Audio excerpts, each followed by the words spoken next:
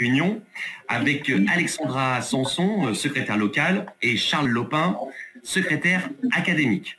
Donc, je vais vous poser une ou deux questions. Quelle est l'actualité des PLP dans les établissements à La Réunion ? Alors, à La Réunion, l'actualité est quasiment la même qu'en métropole, c'est-à-dire qu'on fait la rentrée avec la mise en place du dernier volet de la réforme de la voie professionnelle, donc qui touche désormais les terminales Bac Pro. Parallèlement à ça, on voit la mise en place des dernières familles de métiers en seconde bac professionnelle. Toutes nos secondes bac professionnelles sont désormais en famille de métiers, ce qui demande une grosse réorganisation au niveau de l'enseignement.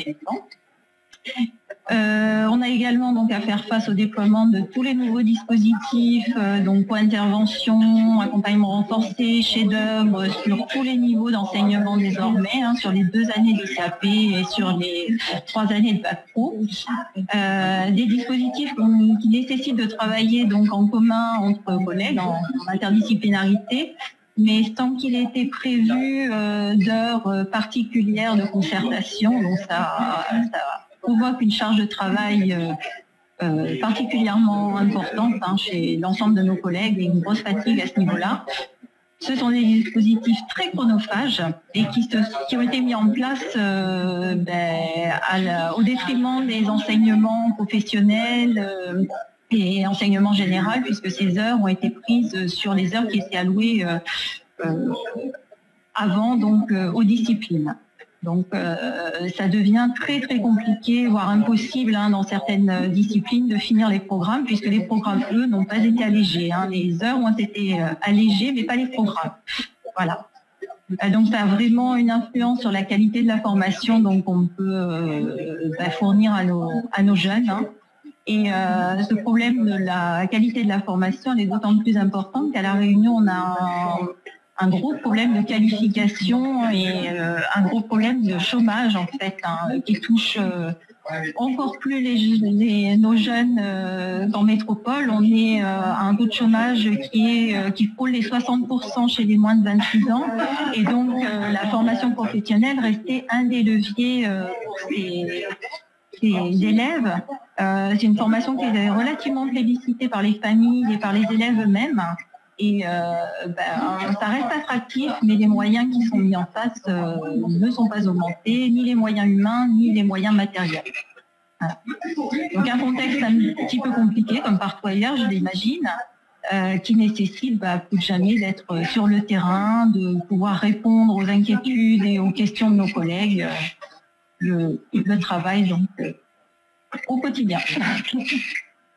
Alors justement, quelles sont vos perspectives d'action ?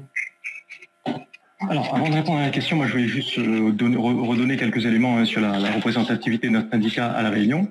Donc, il faut savoir que le SNEP, vous êtes des représentants dans tous les lycées professionnels de l'île, et nos élus et puis nos commissaires paritaires sont présents en commission administrative paritaire, en comité technique académique, au Conseil de l'éducation nationale, en CHSCTA, pardon.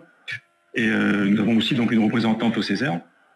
Bref, en fait, avec la FSU, nous sommes présents dans toutes les instances représentatives, et cette présence nous permet d'intervenir à tous les niveaux. D'une part pour défendre le métier, accompagner les collègues et porter et défendre nos mandats. Avec la disparition des CAPA, c'est tout un pan de notre mission de représentant du personnel que nous devons en fait repenser, puisque les instances de discussion qui nous permettaient de défendre l'équité de traitement entre les collègues, de corriger les erreurs de gestion n'existent plus. Il est nécessaire pour nous, il est même indispensable de donner les outils aux collègues pour qu'ils puissent mieux maîtriser les rouages et le fonctionnement de l'institution. Ils sont aujourd'hui en première ligne, en fait, les collègues, pour affronter toute la machinerie administrative. Donc, de fait, nous mettons toute notre expérience et toute notre expertise à leur disposition, à travers d'ailleurs des journées de formation comme celles que nous organisons aujourd'hui.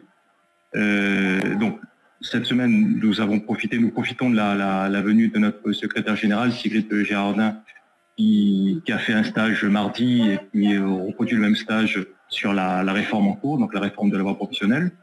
Le 25 et le 30 novembre, nous profiterons cette fois-ci de la venue de notre secrétaire national, Frédéric Allègre, pour faire un point sur toutes les modifications apportées par la loi de transformation de la fonction publique.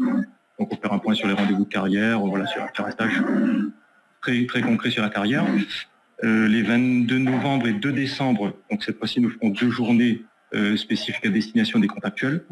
Et durant toute la période de mutation, d'ailleurs, mutation interacadémique, c'est-à-dire du 9 au 30 novembre, on assure des permanences en mode hybride pour accompagner les collègues justement dans la constitution de leur dossier. Voilà, c'est en quelques mots nos actions prévues pour cette fin d'année civile.